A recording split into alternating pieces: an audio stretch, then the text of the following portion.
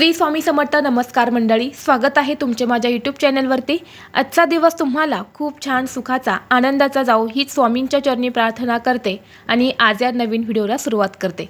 येत्या 28 ऑक्टोबरला म्हणजे सोमवारी या दिवशी आलेले आहेत वसुबारस आणि या वसुबारसपासून दिवाळी सणाला सुरुवात होते. दिवाळी सणाचा हा पहिला दिवस आणि या दिवशी पहिला दिवा हा लावला जातो. या दिवसाला गो उत्सव द्वादशी असेही म्हणतात. 28 ऑक्टोबरला रमा एकादशी आहेत आणि याच एकादशीच्या दिवशी वसुबारस साजरा केला जाणार आहे. वसुबारस या दिवशी गाय आणि तिच्या वासराची पूजा केली जाते. आपल्या हिंदू धर्मात गायीला मातेचा दर्जा दिला जातो आणि त्या गायीला पूजनीय मानले जाते. समुद्र मंथनातून 5 कामधेनू उत्पन्न झाल्या होत्या. त्यातून नंदा नावाच्या धेनूला उद्देशून हा सण जो आहे तर तो साजरा केला जातो. आपल्या हिंदू धर्मात गाय हे पवित्रतेचे, संपन्नतेचे, मांगल्याचे प्रतीक आहे आणि याच गायीला देवांपेक्षाही वरचे स्थान जे आहे तर ते दिले जाते. गायीच्या पोटात 33 कोटी देवतांचा वास असल्याचे सांगितले जाते आणि म्हणूनच या दिवशी गाय वासराची पूजा ही केली जाते. या दिवशी पूजेसोबतच काही महत्त्वाचे उपायसुद्धा केले जातात. आज या व्हिडिओमध्ये मी तुम्हाला अतिशय प्रभावी असा उपाय सांगणार आहेत. वसुबारसच्या दिवशी गायीला ही एक वस्तू खाऊ घालायची आहे. ही एक वस्तू वसुबारसच्या दिवशी गायीला खाऊ घातल्याने सर्व अडचणीतून मार्ग मिळेल.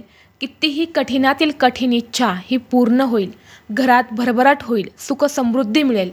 तर अशी कोणती वस्तू आपल्याला या वसुबारसच्या दिवशी गायीला खाऊ घालायची आहेत याबद्दलची संपूर्ण माहिती आज या व्हिडिओमध्ये मी तुमच्यासोबत शेअर करणार आहे. त्यामुळे तुम्ही हा व्हिडिओ स्किप न करता शेवटपर्यंत पाहत राहा. चॅनलवरती नवीन असाल तर सबस्क्राईब करा आणि असेच माहितीपूर्व नवनवीन व्हिडिओ पाहण्यासाठी बेल आयकॉनला प्रेस करा. तर पहा, या वसुबारसच्या दिवशी गायीची पूजा केली जाते. तुमच्या देवघरामध्ये जर गाय वासराची मूर्ती असेल तर त्याची पूजा ही तुम्हाला आवर्जून करायची आहे. जर तुमच्या देवघरामध्ये गाय वासराची मूर्ती नसेल तर या दिवशी तुम्ही आवर्जून ही मूर्ती घरी खरेदी करून आणा आणि त्याची पूजा जी आहे तर ती तुम्हाला करायची आहे. तसेच तुमच्या घराजवळ जर गोशाळा असेल किंवा तुमच्या घराशेजारी कुणाची गाय असेल तर तिथे जाऊन सुद्धा तुम्ही ही गायीची पूजा जी आहे तर ती करू शकता. जर तुमच्या देवघरामध्ये गाय वासराची मूर्ती नसेल, तुमच्या घराजवळ सुद्धा कुणाची गाय नसेल तर तुम्ही घरच्या घरी रांगोळी काढून म्हणजे गाय वासराची तुम्हाला रांगोळी काढायची आहेत आणि त्याची तुम्ही पूजा केली तरीही चालेल. किंवा तुम्ही एखादी प्रिंटआउट काढून आणली गाय वासराच्या मूर्तीची आणि त्याची पूजा केली तरीसुद्धा चालते. बऱ्याच ठिकाणी या दिवशी तांदळाने गाय वासराची मूर्ती काढली जाते, त्याचं चित्र काढलं जातं आणि त्याची पूजा जी आहे तर ती केली जाते. तुम्हाला ज्या पद्धतीने शक्य होईल त्या पद्धतीने तुम्हाला गाय वासराची पूजा या दिवशी करायची आहे. वसुबारस हा सण मुलांच्या आरोग्यासाठी, दीर्घ आयुष्यासाठी अतिशय महत्त्वाचा मानला जातो.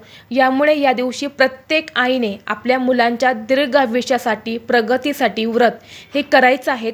संपूर्ण दिवस व्रत तुम्हाला करायचं आहे आणि सायंकाळी बाजरीची भाकरी आणि गवारीच्या शेंगा खाऊन तुम्हाला हे जे व्रत आहे तर हे सोडायचं आहे.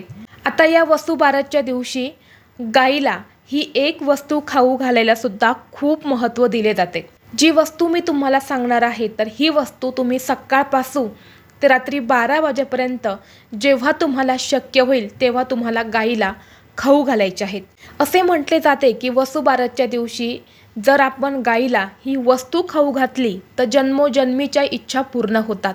प्रत्येकाच्या मनामध्ये इच्छा असतात, अगदी माझ्यापासून ते तुमच्यापर्यंत आपल्या सर्वांच्याच मनामध्ये छोट्या मोठ्या इच्छा ह्या असतात आणि प्रत्येकाला असं वाटतं की आपली इच्छा ही पूर्ण व्हावी.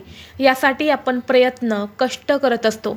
परंतु कधी कधी कितीही प्रयत्न केले, कितीही कष्ट केले तरीही आपल्या कोणत्याही इच्छा पूर्ण होत नाही, आपल्या प्रयत्नांना यश मिळत नाही. परंतु वसुबारसच्या दिवशी जर तुम्ही गाईला ही वस्तू खाऊ घातली तर नक्कीच तुमच्या प्रयत्नांना यश मिळेल आणि तुमच्या मनातील कितीही कठीणातील कठीण इच्छा ही पूर्ण होईल. तसेच ही वस्तू गाईला खाऊ घातल्याने घरामध्ये धन, धान्य, संपत्ती ही कधीही कमी पडत नाही. घरामध्ये सतत भरभराट होते. घरात सुख, शांती, समृद्धी ही नांदत असते.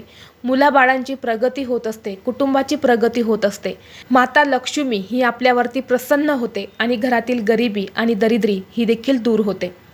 तर आपल्याला ही जी वस्तू आहे तर ही गाईला शक्य झाले तर सायंकाळच्या वेळेस खाऊ घालायचे आहेत. सायंकाळी जर तुम्हाला शक्य नसेल तर तुम्ही दिवसभरामध्ये कधीही खाऊ घालू शकता. तुम्हाला काय करायचं आहे, एक ताट घ्यायचं आहे. या ताटामध्ये तुम्हाला हळद कुंकू, फुले, अक्षदा ह्या ज्या आहेत तर त्या घ्यायच्या आहेत आणि त्याचबरोबर तुम्हाला एक केळीचं पान जे असतं तर ते घ्यायचं आहे. केळीचं पान नाही भेटलं तर काही हरकत नाही.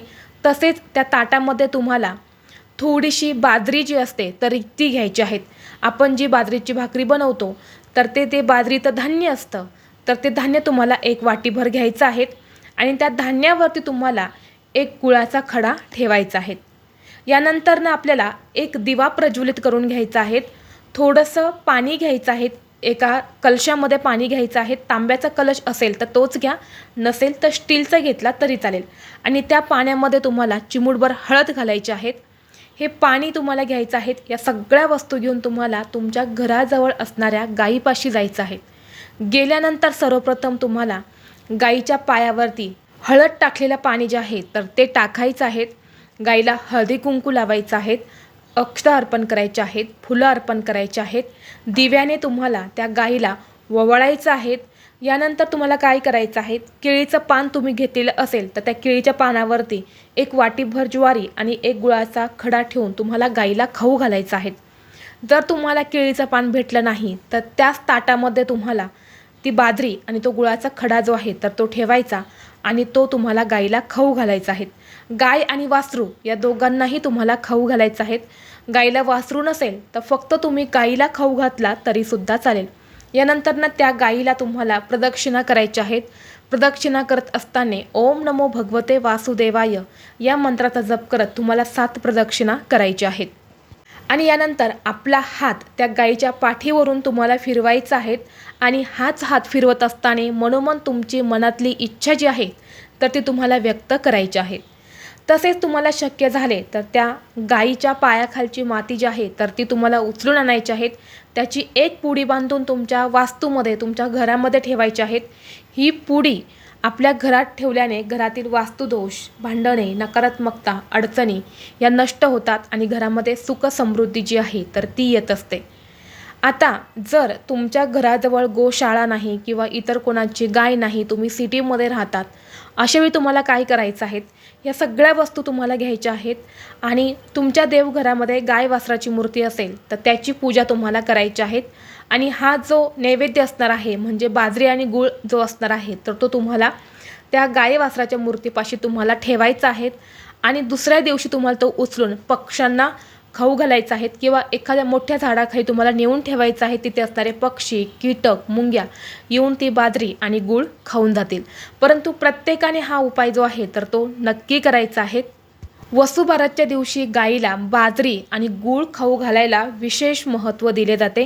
गाईच्या पोटामध्ये 33 कोटी देवी देवता वास करतात आणि जेव्हा आपण गाईला ही वस्तू खाऊ घालतो तेव्हा त्या 33 कोटी देवी देवतांचे आशीर्वाद आपल्याला मिळत असतात. आपल्या जीवनातील अडचणी, दुःख, कष्ट हे कमी होतात. जर तुमच्याकडे बाजरी नसेल तर तुम्हाला हिरवा चारा खाऊ घालायचा आहे. या दिवशी तुम्ही जर मनोभावे हिरवा चारा खाऊ घातला तरीसुद्धा ते खूप शुभ मानलं जातं.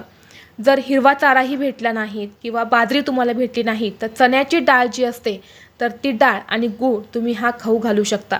या दिवशी एक गोड पदार्थ हा गाईला खाऊ घातला जातो. अनेक ठिकाणी या दिवशी पुरणपोळीसुद्धा केली जाते, तर त्या पुरणपोळीचा नैवेद्यसुद्धा गाईला दाखवला जातो.